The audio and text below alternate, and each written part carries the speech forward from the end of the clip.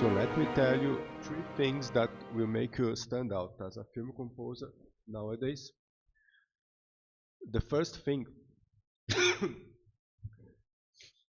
is the most, for me, most annoying one is that you just master the craftsmanship of cadence.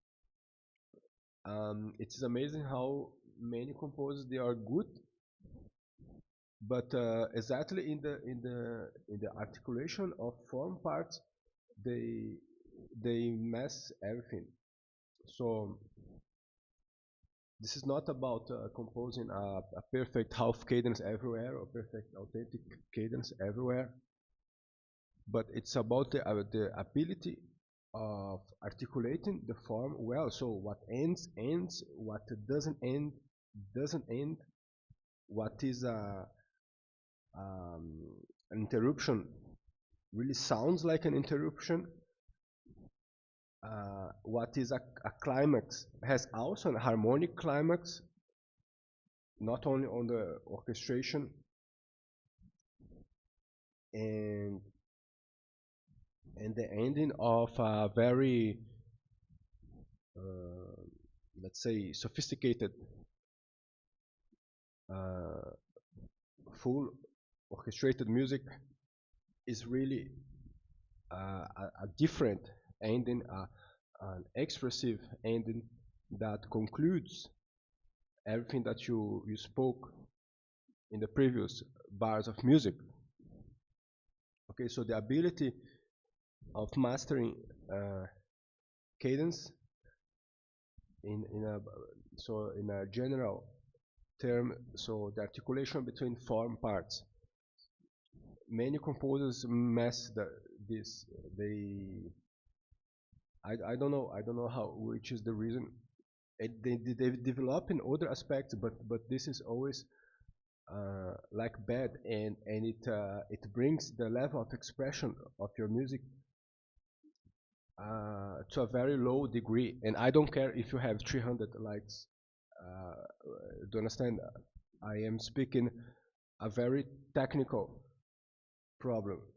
So if you are composing tonal music, you are supposed to deal with the key of the music, and you show this key, or you hide the key, or you modulate, but things have to be clear. So it has to be clear that you modulated, or it has to be clear that the next session is an answer, that the other section is a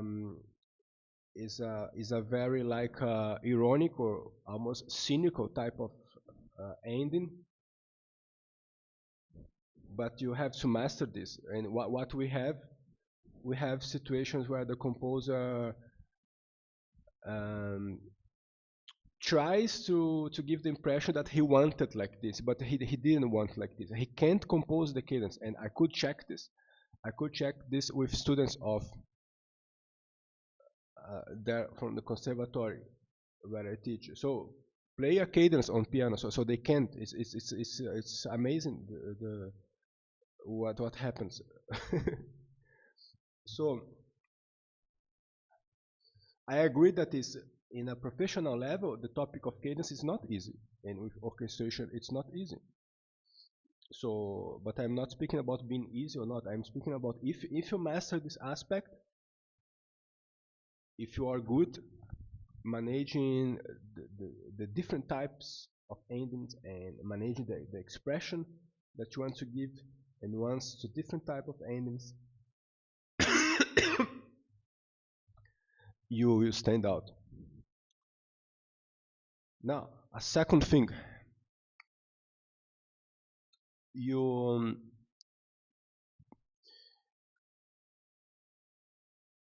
we compose too much lazy music. So too much lo-fi music. We are in a lazy era. No one wants to work. Everything is tired. So everyone is tired. They come tired. They have a low payment. United States, United Kingdom, people can afford the rent. So everyone is lazy. So the composers are also lazy.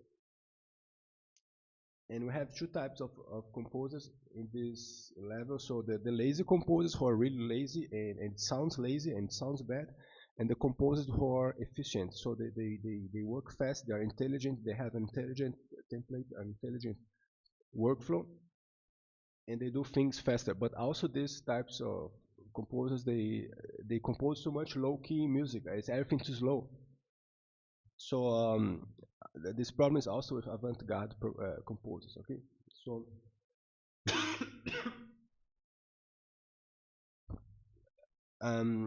if you are able to compose faster music, but not faster music like let me play here. So something that sounds like this.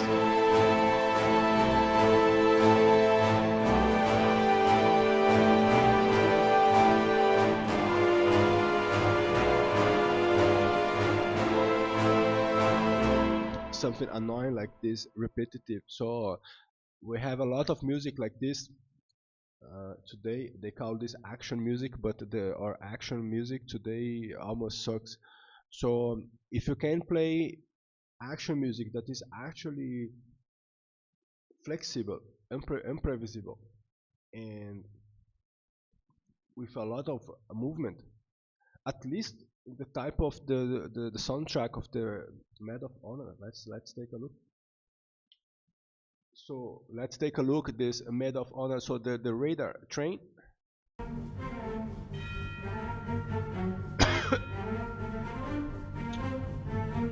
Let's see if this is what they want. So this is from my Patreon. I did some analysis of what is going there. I will hide or you can read.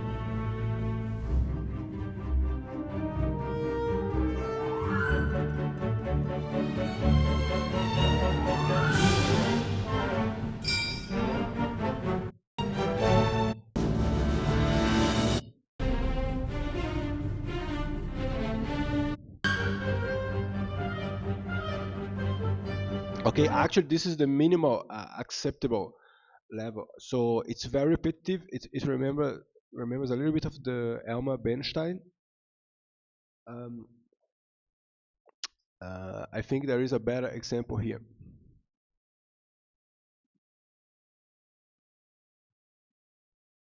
Hey, I want to play the next one.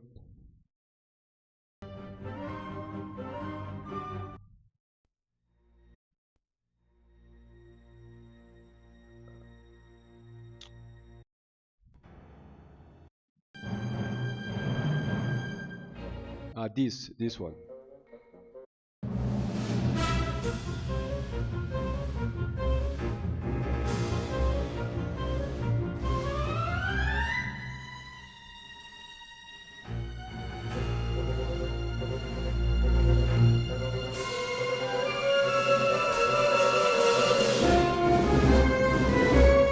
So the idea is that it has many interruptions. Okay, so take a look at this attack on Fortschmerzen. I think this is not so impossible to achieve. So the concept that you have many interruptions and it's a kind of not previsible state of things, and I think this type of action music is the true best thing that you can compose, and it's not so impossible. So you just have to set a higher goal, and if you do this, you will stand out from other composers of today that they compose a little bit more like this, the radar train, where you have this always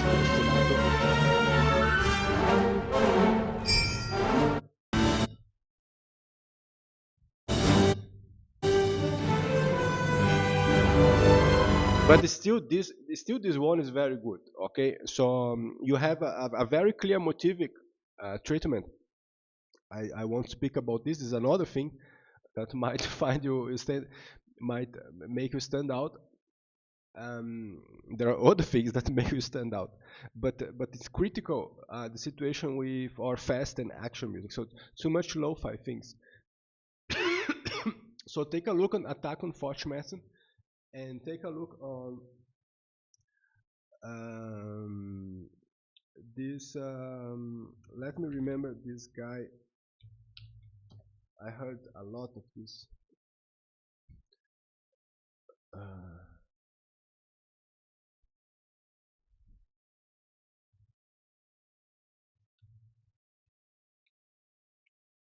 so take a look, for example, um, Dimitri Tionkin, the Alamo.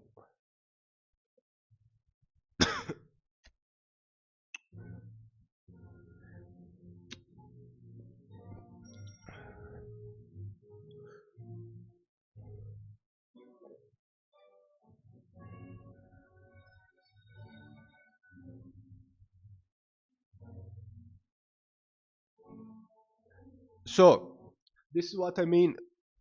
Um, this is what I mean with flexible action, sophisticated music.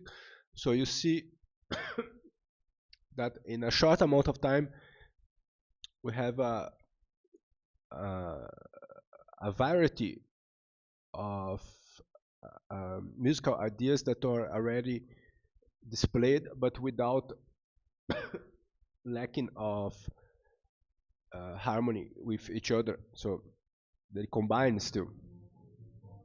So it's one idea.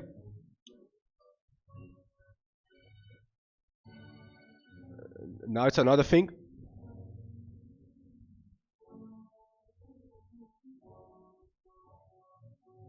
Now it's another thing. So we are in totally different thing now.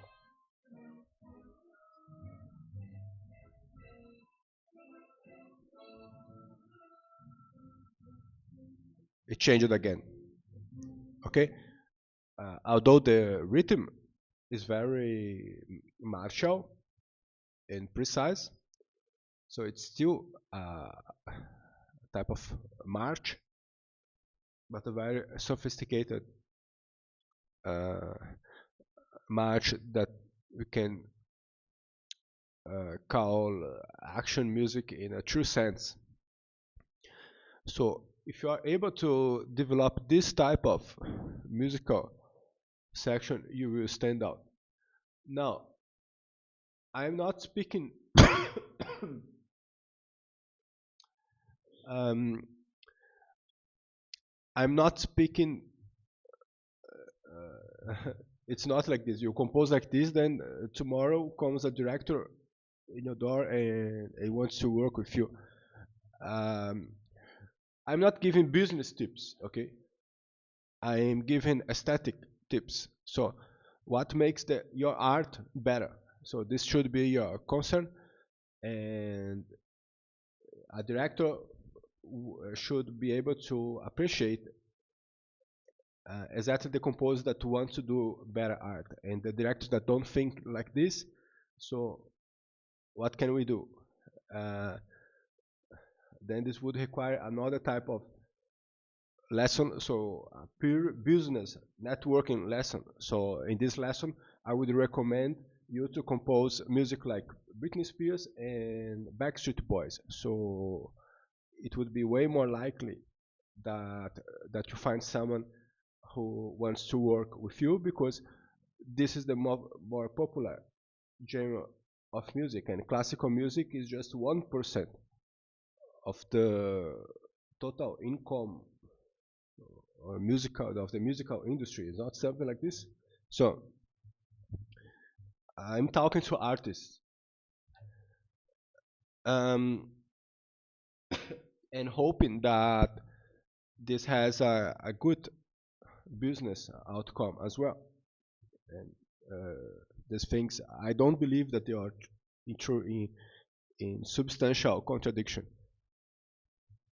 Now, the third thing, let me remember what is the third thing. So the next thing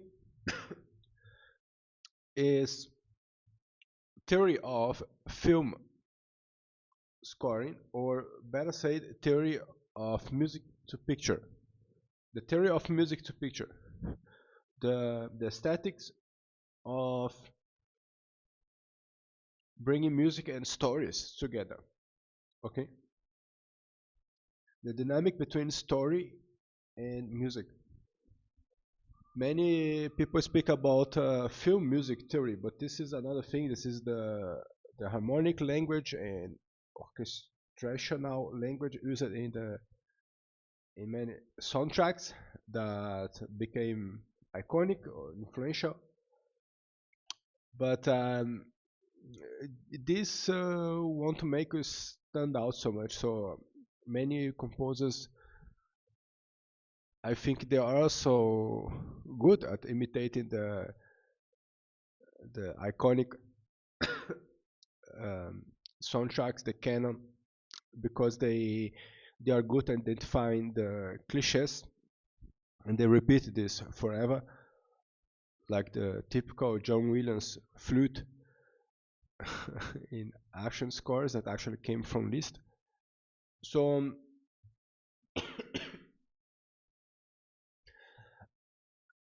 this is important, but it's not out. So the theory and the comprehension of the relationship between music and picture makes you stand out, because this is the true thing that you are dealing with. Okay, so the compositional handcraft should be a given, and the handcraft, the craftsmanship that you are dealing with is bringing music and story together. This is a new type of skill, and here the problematic of the ways in which you should or you can do this is key for you have a true sense of technique and how to approach picture and stories in different ways. So only here you can properly say that you have a technique as a film composer, incidental music composer. Only then you can say that you have the technique of bringing music to picture and bringing picture to music and make them harmonize together. So most of the composers speak about mock-up the whole time, about samples the whole time, and about some cliches, stylistic cliches the whole time. Or they're speaking about the basic music theory with examples of great film scores. For example, you are speaking about chromatic mediant, that is a phenomena of the romantic music that you can find very well in Beethoven already. You speak about this and you assign this to John Williams. So these things are not the substance of film scoring. So the substance of film score will be revealed by the theories of film scoring that have a very deep aesthetic discussion about the function of music um, when it comes to bringing music to pictures.